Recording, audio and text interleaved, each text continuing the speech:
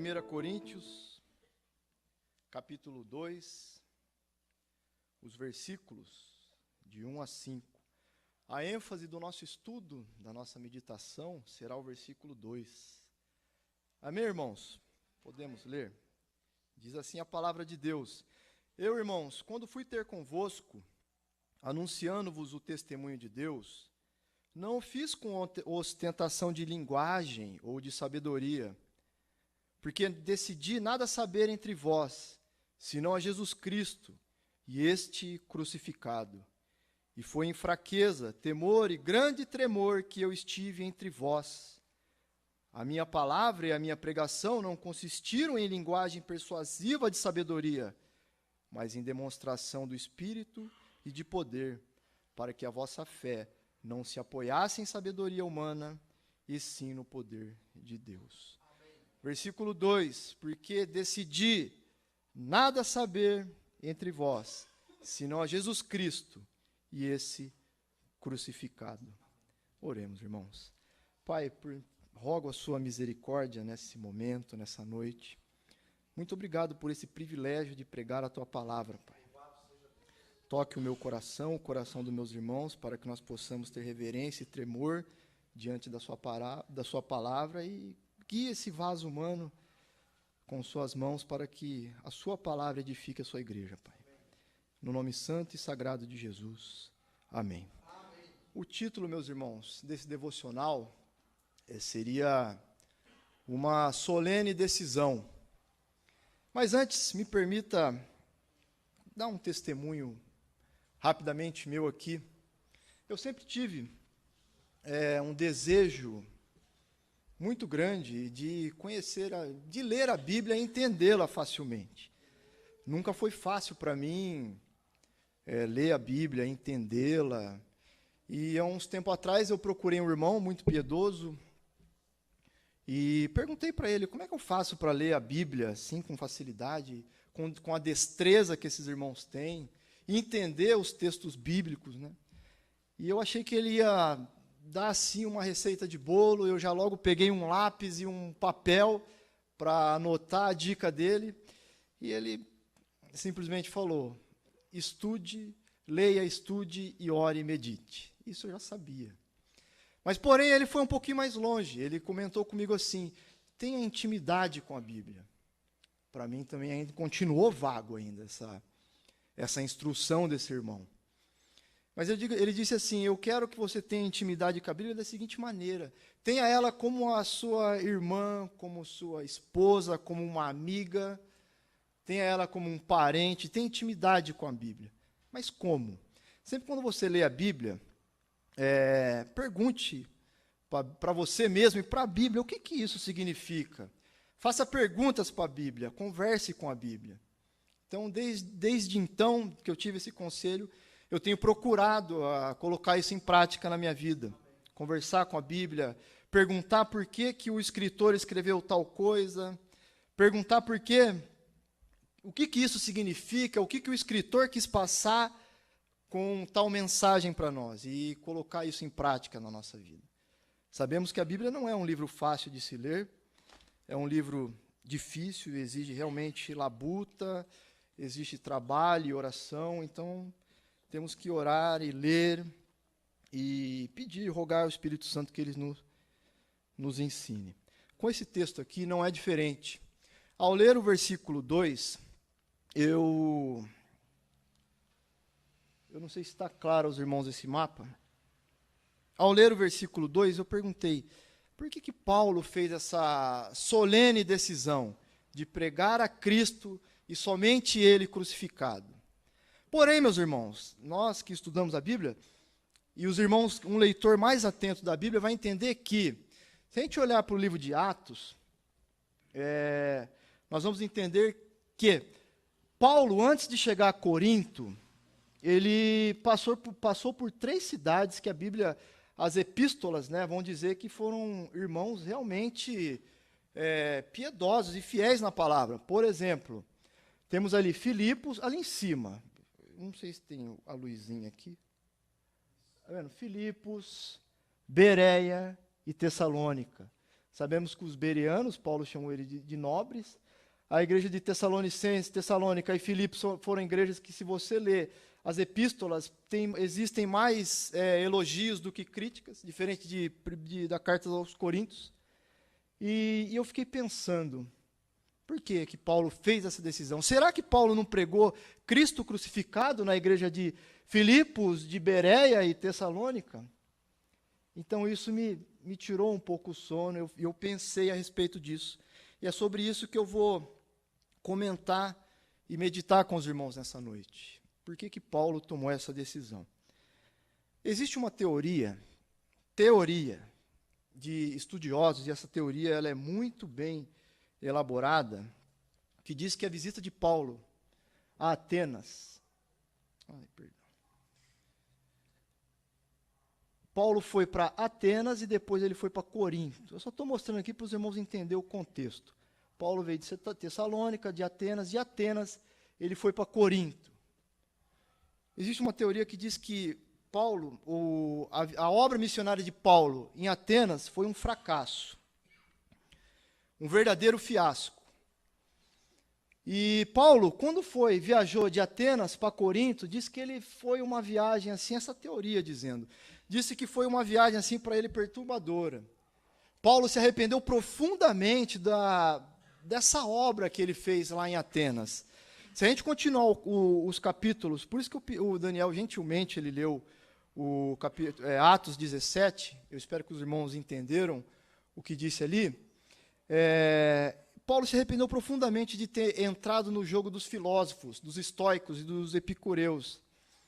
E ele não pregou ali Cristo crucificado.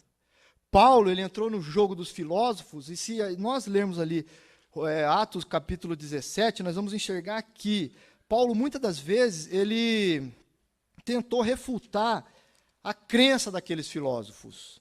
Muita coisa que ele diz aqui, eu não vou conseguir elaborar essa teoria incompleta aos irmãos, mas muita coisa que Paulo disse aqui, nos versículos 16 até o versículo 31, Paulo estava refutando aqueles filósofos. Então, se você souber no que os epicureus acreditam, você lê essa passagem aqui de Atos, você vai ver que Paulo está refutando eles.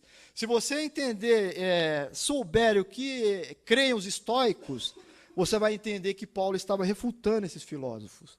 Então, houve uma frustração muito grande em Paulo, quando ele esteve lá em Corinto, depois da viagem dele em Atenas.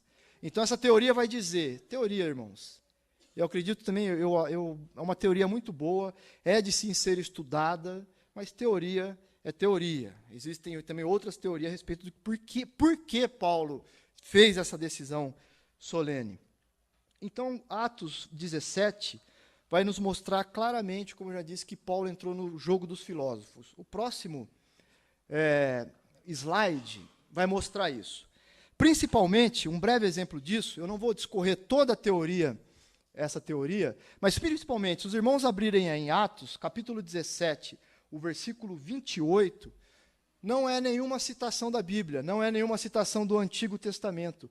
Por exemplo, essa frase aí, é uma alusão do poeta grego chamado Epimênides. Nele vivemos, nos movemos e existimos. Paulo quis mostrar aos filósofos que a fé cristã é uma fé robusta, é uma fé inteligente. Então ele usou um dos poetas gregos para tentar mostrar que existe algo em comum entre a fé cristã e a fé da filosofia. Por isso Paulo citou Epimênides. Esse altar aí que eu coloquei aí na figura é um altar ao Deus desconhecido. Se você andasse pela Grécia, esse seria o altar ali. O que está escrito ali na pedra é o que está escrito ali em cima.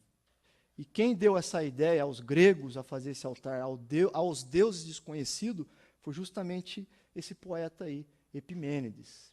Então mostra claramente que Paulo entrou no jogo dos poetas, dos filósofos. E desse aqui, dele também somos geração. Está ali no versículo 28 também.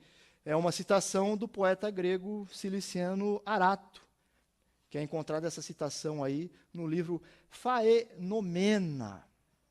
Então mostra claramente que Paulo citou filósofos gregos, citou ali poetas gregos. Então foi esse motivo que deixou Paulo muito frustrado. Nós terminamos o capítulo 17, nós vamos ver que poucas pessoas se converteram. Não existe registro daquela época que se foi criada uma igreja lá em Atenas. Então, tudo isso, esses irmãos piedosos que construíram essa teoria, entenderam que, realmente, Paulo ficou frustrado e ele tomou essa decisão em 1 Coríntios 2:2 justamente por isso. Porque quando ele não pregou Cristo crucificado, ele pregou a sabedoria do mundo, as pessoas não se converteram. Então foi esse realmente, segundo essa teoria, não estou afirmando nada, mas é uma teoria muito boa, que eu tenho interesse de estudá-la sim, e que levou a Paulo a tomar essa decisão. Estou triste, estou abatido. Minha obra missionária em Atenas foi um fiasco, foi um fracasso. Por isso decidi nada saber entre vós, a não ser Jesus Cristo e esse crucificado. Mas por que Paulo tomou tal decisão? A resposta, meus irmãos, está ali em 1 Coríntios, capítulo 2, versículo 6, um pouquinho para frente do nosso estudo. 1 Coríntios, capítulo 2, versículo 6, que diz assim: entretanto, expomos a sabedoria entre os experimentados, não porém a sabedoria desse século, nem a dos poderosos dessa época, que se reduzem a nada. Paulo disse que a sabedoria desse mundo, a inteligência desse mundo, não se reduz a nada, não presta para nada. E não é à toa que, hoje em dia, nós vemos muitas pessoas, pregadores, líderes de igreja, sendo seduzidos pela sabedoria do mundo e deixando de pregar a cruz de Cristo. Mas quando Paulo fala que ele prega a cruz de Cristo, ele usa no sentido de hipérbole. Pois sabemos que o apóstolo gastou muito tempo explicando muitas coisas a respeito do reino. Por exemplo, Paulo não falou somente da cruz, mas também sobre a ressurreição, justificação, ascensão, a volta de Cristo, santificação e todas essas coisas.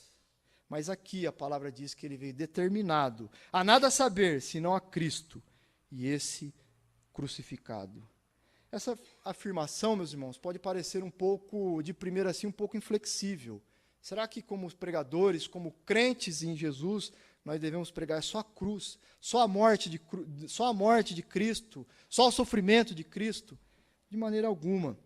Se nós olharmos com mais cuidado para as profundezas e a riqueza da cruz, nós vamos notar que todas essas coisas que eu acabei de citar, a santificação, a ressurreição, a justificação, apontam todas para Cristo. Por exemplo, a ressurreição mostra que a cruz foi eficaz. Deus aprovou o que foi feito ali na cruz do Calvário. Por isso houve a ressurreição. Portanto, meus irmãos, ao fazer essa afirmação, Paulo ia além de detalhes da crucificação, mas ensinava as implicações desse acontecimento redentor na história humana. Não apenas ensinava a razão da morte de Cristo na cruz, mas também os benefícios eternos para cada pessoa que crê. O perdão dos pecados, a vida eterna e a ressurreição do corpo. Então, esse é o motivo. Quando nós pregamos a Cristo e esse crucificado, nós devemos entender que todas as coisas apontam para a cruz de Cristo. Não somente o sofrimento de Cristo, a morte, aquela coisa vergonhosa, a ignomia de Cristo, mas tudo aponta para Cristo e esse, o crucificado. Então aqui eu cito brevemente, meus irmãos, 2 motivos porque Paulo decidiu pregar Cristo crucificado. 2 motivos. Existem muitos, mas eu decidi pelo menos olhar para um lado positivo e para um lado negativo. Primeiro eu começo do lado negativo. Paulo pregou Cristo crucificado, pois o homem está sob a ira de Deus. Vamos ler rapidamente Romanos 1, quem puder, Romanos 1, versículos 16 ao 18. Romanos 1, versículos 16 ao 18.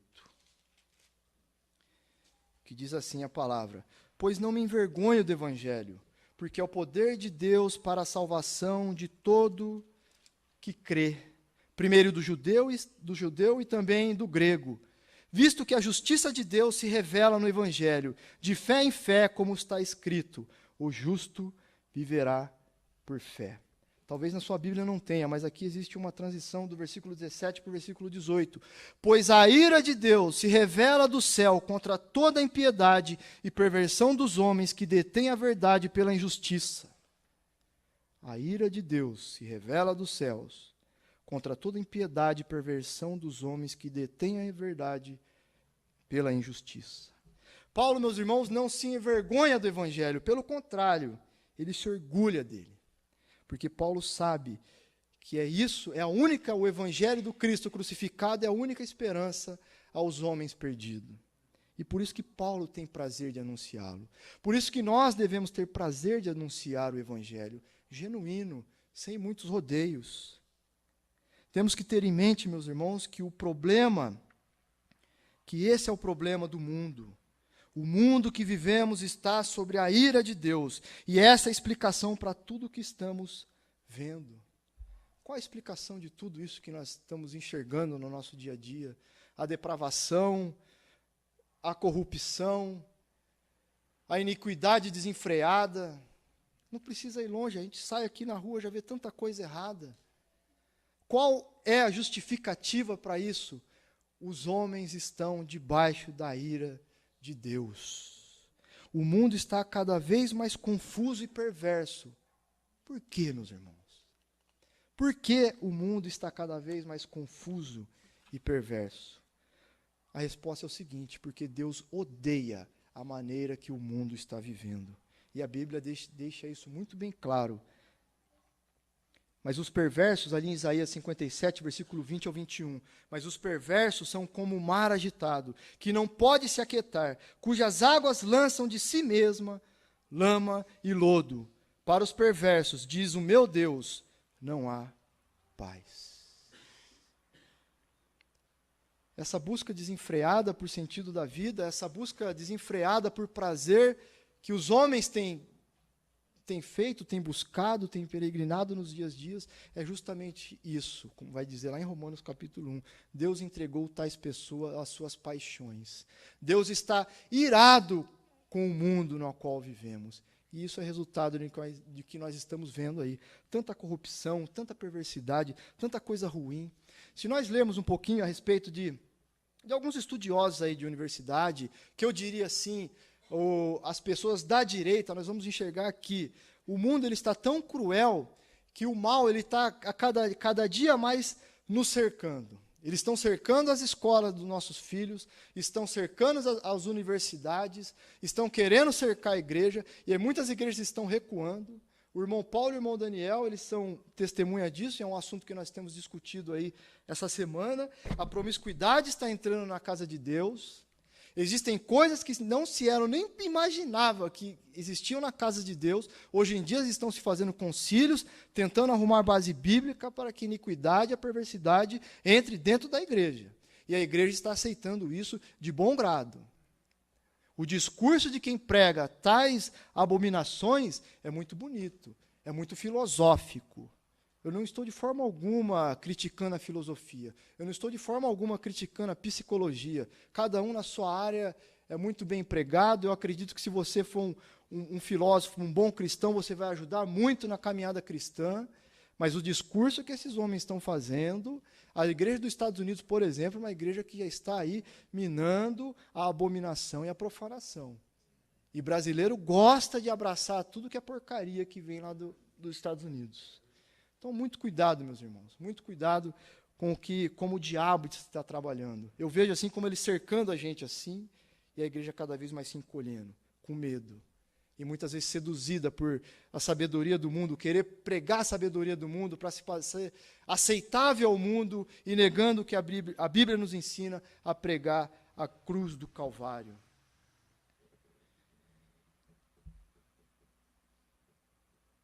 Deus, meus irmãos, está irado com o mundo, pois as pessoas se odeiam, desprezam os direitos humanos ao amor, à verdade e à injustiça. As pessoas hoje em dia se odeiam. As pessoas hoje em dia odeiam a Deus, não querem saber de Deus. Até mesmo, infelizmente, dentro do círculo cristão, as pessoas se desprezam, as pessoas se conflitam. Quiçá na rua, no mundão, as pessoas se odiando. As pessoas não toleram. Hoje em dia, a gente não tem mais o espaço para conversa com o mundo. Hoje em dia, se você discorda de alguém, você é um fascista, você é um opressor. Mas eu estou discordando da sua ideia, eu não estou discordando das suas pessoas. Hoje em dia, as pessoas levam tudo para o lado pessoal. Hoje em dia já não se debatem mais ideias, mas parece que nós debatemos pessoas. Nós estamos ficando assim superficiais. E as pessoas têm se odiado cada vez mais. A ira de Deus se revela, pois a humanidade quebra continuamente os 2 maiores mandamentos: amar a Deus sobre todas as coisas e amar ao próximo como a ti mesmo. Esse é o motivo de Deus estar irado com a humanidade. Quebramos o maior mandamento de Deus. A humanidade não ama a Deus e não ama o próximo como a si mesmo. E uma aplicação prática para isso, meus irmãos, se nós não cremos na ira de Deus, ou se nós não compreendemos a ira de Deus, o Evangelho não nos empolgará, não nos comoverá, e nem seremos investidos de poder. Se nós não entendermos que a humanidade está sob a ira de Deus, nós não teremos assim motivação nenhuma de pregar o Evangelho. Nós não nos comovemos, como eu já disse no meu sermão passado, nós estamos frios. Sabemos muito de teologia, temos a cabeça inchada, mas o coração duro, frio, que não se comove, o coração das pessoas não é um coração mais compassivo. Então esse é um motivo que Paulo pregou a Cristo crucificado. Ele entendeu que a humanidade está sob a ira de Deus. Agora a segunda parte, meus irmãos, a respeito aqui do ponto positivo. Paulo decidiu pregar a Cristo crucificado, pois essa é a única solução para o mundo perdido. 1 Coríntios, capítulo 1, 21, vai dizer assim: portanto, tendo conhecimento de Deus...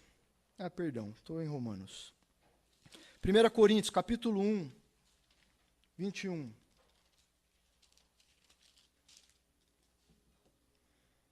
Diz assim: visto como na sabedoria de Deus o mundo não o conheceu para a sua própria sabedoria, aprove a Deus salvar os que creem pela loucura da pregação. É a única forma que Deus tem para salvar o homem perdido, é através da loucura da pregação. Não duvidem, meus irmãos, em momento algum, um segundo, quer que seja, se houvesse outra alternativa de Deus salvar os homens perdidos e pecadores, se houvesse outra alternativa, assim ele faria. Mas não existe outra alternativa de salvar um homem a não ser através da loucura da pregação do Evangelho. Cristo crucificado, essa é a solução de Deus para os nossos problemas. Esse foi o plano de Deus para a salvação do seu povo. Plano esse preparado e ordenado antes da fundação do mundo. O mundo, meus irmãos, busca alívio em grandes homens da história, nas coisas do mundo. Não é à toa que vai chegando essa época de eleição, vai chegando essa época de Copa do Mundo, as pessoas vão ficando assim excitadas, ouriçadas, tentando buscar um salvador da pátria, talvez nas eleições, talvez assim no futebol, para ter um tempo assim de refrigério, um tempo de alívio dos seus problemas. Mas nós sabemos que essas coisas não trazem solução e alívio para os nossos corações. Mas graças a Deus, esse não foi o plano de Deus para salvar o mundo. O plano de Deus, meus irmãos, e aqui eu vou falar algo que vocês já sabem, o plano de Deus começa com um homem, um grande homem, Jesus de Nazaré, um carpinteiro, o qual nenhum dos poderosos desse século conheceu, porque se tivessem conhecido, não teriam crucificado o Rei da Glória. E essa é a grande mensagem do Evangelho, e é literalmente a nossa esperança. Literalmente a esperança para o mundo perdido. Tudo que o homem faz, meus irmãos, é um fracasso, mas Deus enviou o seu próprio Filho, o milagre, o mistério, a maravilha da encarnação. Um pequeno bebê que nasceu numa manjedoura em Belém. Nasceu numa manjedoura porque não havia lugar para ele na estalagem. As pessoas, quando eu leio os versículos e passagens como essa, eu fico imaginando que Jesus Cristo já foi odiado e rejeitado desde o ventre de Maria. As pessoas talvez viram Maria grávida, a ponto de dar à luz, e ninguém cedeu o lugar para ela. Jesus Cristo nasceu numa manjedoura, ao lado de bois, de vacas, de mugidos do gado. As pessoas naquela época elas eram tão egoístas quanto somos hoje. Hoje nós pensamos no nosso lado. Olha, como diz na gíria nos dias de hoje, se o meu lado estiver certo, estiver adiantado, o dele eu não quero saber. O que importa é o meu. E assim foi naquela época. As pessoas não estavam nem aí para uma mulher grávida, a ponto de dar luz. E o Rei da Glória nasceu em meio a bois e vacas. E é isso, meus irmãos, que Paulo pregou. Deus visitou e redimiu um povo, o seu povo. Deus interveio no tempo. Deus enviou o seu próprio Filho. Deus levantou grandes profetas, grandes servos, mas todos falharam. Mas agora Deus envia o seu Filho. Assim Paulo pregou a Cristo a eles, mostrando que ele era o eterno Filho de Deus, o Senhor da glória. E isso Jesus confirmou com seus milagres, com sua vida, com seus ensinos e com o exemplo perfeito de vida. Mas também foi atestado pelas suas conquistas sobre todos os demônios e sobre tudo que assola o homem. E por fim, meus irmãos, a sua obra foi ratificada por sua gloriosa ressurreição, quando ele rompeu os grilhões da morte e levantou triunfante do túmulo. Isso que Paulo pregava, Jesus Cristo e esse crucificado. Essa palavra que salvou a igreja, essa palavra que salvou homens, essa palavra que nos salvou, essa palavra que vai salvar muitas pessoas ainda no decorrer, enquanto o Senhor não nos arrebatar. E que o Senhor tenha misericórdia de nós. Que o Senhor nos guarde, que o Senhor nos fortaleça, que o Senhor abra os nossos olhos e não deixe nossos ouvidos serem seduzidos pela sabedoria do mundo. Essa frase é de um teólogo chamado R.C. Sproul. E o que me fez meditar nessa frase? Eu acredito que a maior ameaça à nossa igreja hoje é baseada em nosso grande desejo de ser aceitável à cultura popular. Nós queremos ser aceitos e ninguém quer ser considerado um tolo. Eu já tinha compartilhado com os irmãos aqui, essa semana retrasada, eu fui desafiado por uma pessoa, essa pessoa disse assim, lógico que não com o cristianismo em vista, mas a religião no geral.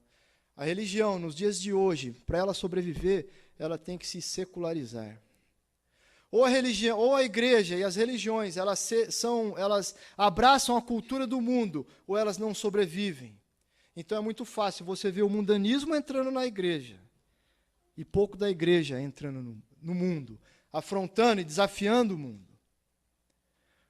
Eu não quero jamais, e entendam isso, que eu não quero de forma alguma pregar que os irmãos não leiam uma boa literatura, não busquem estudo, pesquisa na palavra de Deus. Mas o nosso propósito é sermos o povo da cruz.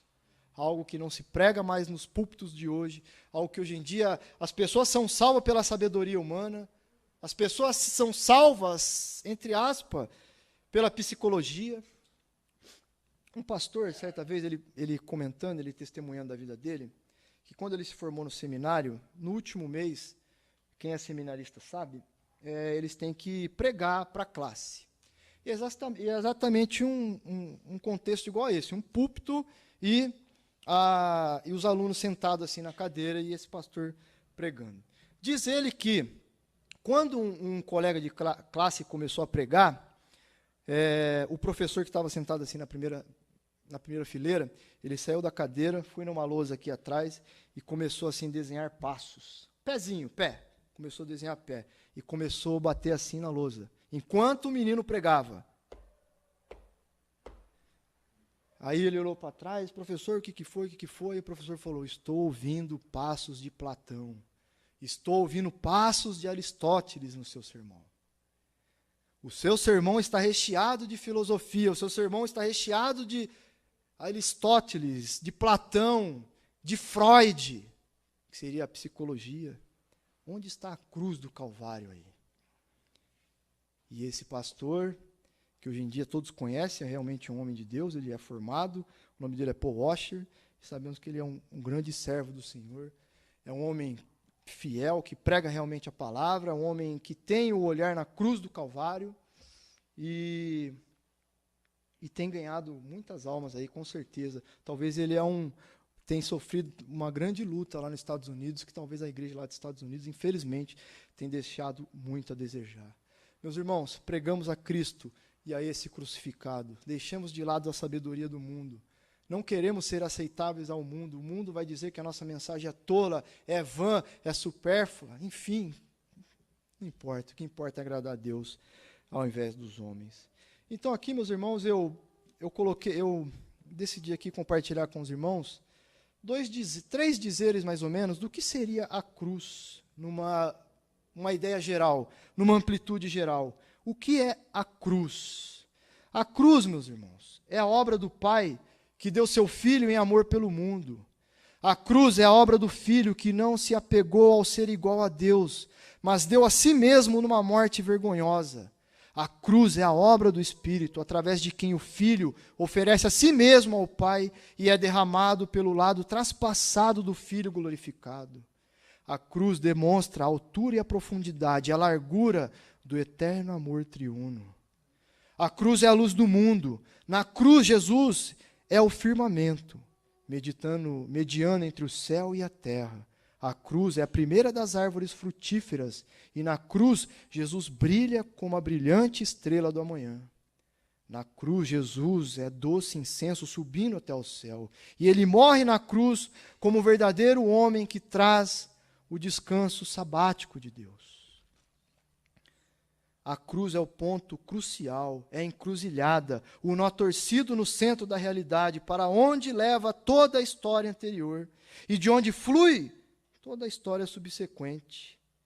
Por ela sabemos que toda a realidade é cruciforme, o amor de Deus, a forma da criação, o labirinto da história humana. Paulo decidiu não saber nada além de Cristo crucificado, mas isso era suficiente. A cruz era tudo o que ele sabia na terra, mas conhecendo a cruz, ele e nós sabemos de tudo o que precisamos. O meu desafio, meus irmãos, que nós sejamos homens e mulheres da cruz, um povo da cruz, que possamos resgatar o bom e velho evangelho, o bom e velho evangelho que salva pessoas, que não engana. E que Deus tenha misericórdia de nós, que Deus nos ajude a sofrermos as perseguições, as tribulações que estão vindo. Realmente, às vezes eu sou um pouco cético quando os irmãos dizem que estamos caminhando para o fim, mas eu tenho mudado de ideia sim, as coisas estão descambando. Mas olha, que não vai chegar a época que nossos filhos, que os netos dos irmãos vão ter que lutar pelo direito de falar a verdade. Vai chegar a época que o Max, o Felipe, o Joaquim e todas as crianças aqui, o Arthurzinho, vão ter que lutar para ter o direito de ser homens. Vai chegar uma época que essas crianças, talvez meus filhos de 10, 17 anos, vão ter que lutar pelo direito de discordar, mas que não seja agora, meus irmãos. Nós que somos adultos, que somos servos do Senhor, vamos levantar a espada, vamos vestir a armadura, empunhar a espada e o escudo, e vamos lutar, meus irmãos. Vamos deixar um mundo digno aos nossos filhos. Esse é o nosso papel. Essa é a nossa missão, avançar o reino de Deus. Eu não quero jamais que meu filho olhe para trás e fale, meu pai foi um banana. O mundo está hoje assim porque talvez meu pai e os irmãos dele, da igreja deles, não fizeram nada para chegar ao ponto que hoje é essa catástrofe. E não vai longe. Os irmãos aqui têm bastante testemunho para dar a respeito de quanta coisa está errada no mundo de hoje. Que não seja no nosso turno, que não seja na nossa época, meus irmãos, que o mal vai engolir a igreja. A porta do inferno não irá prevalecer. Eu estou disposto a lutar com os irmãos, a pregar a palavra, a sofrer junto, a sofrer perseguição, humilhação, parar quem quer que seja aqui na frente da igreja, fazendo protesto, fazendo o que quer que for, mas o evangelho vai ser pregado com fidelidade e com temor a Deus. E doa quem doer, meus irmãos. Que seja assim, homens e mulheres revestidos de coragem. Eu quero muito lutar com os irmãos enquanto estivermos vivos aí. Amém, meus irmãos?